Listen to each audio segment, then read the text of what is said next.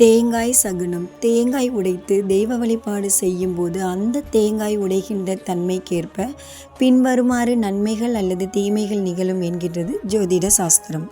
தேங்காயின் குடுமி உள்ள பக்கமானது பெரியதாகவும் அடிப்பக்கமானது சிறியதாகவும் உடைப்படுவது சிறப்பானதாகும். இதனால் லக்ஷ்மி கடாட்சியம் பெருகும். தேங்காய் செறிபாதியாக உடைத்தால் அந்த குடும்பத்துக்கு நன்மைகள் உண்டாகும், மகிழ்ச்சி நிலைந்திருக்கும். தேங்காய் உடைக்கும் போது சிறிய துண்டு தேங்காய் கீழே விழுந்தால் அந்த வீட்டில் நவரத்தினங்களின் சேர்க்கை உண்டாகும். தேங்காயில் நரம்பு பிடித்திருந்தால் அந்த குடும்பத்தினர் நீண்ட ஆயுளோடு வாழ்வர், நோய் நொடிகள் தீரும்.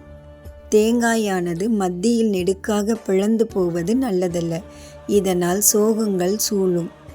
தேங்காய் உடைப்படும் போது 3-4 செல்களாக உடைதல் கூடாது, இதனால் கலகம் உண்டாகும்.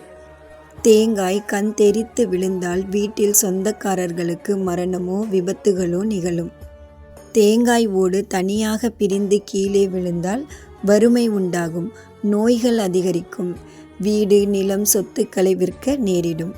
தேங்காயின் உள்ளே துர்நாற்றம் உடையதாக இருந்தால் செல்வம் நாசமாகும், உத்தியோக பதவி கௌரவம் இவைகளுக்கு ஆபத்து வரும். தேங்காய் அழுகி நாற்றமடைத்தால் தெய்வத்திற்கு உங்கள் மீது கோபம் உண்டாகும், அதனால் துன்பம் துயரம் வரும்.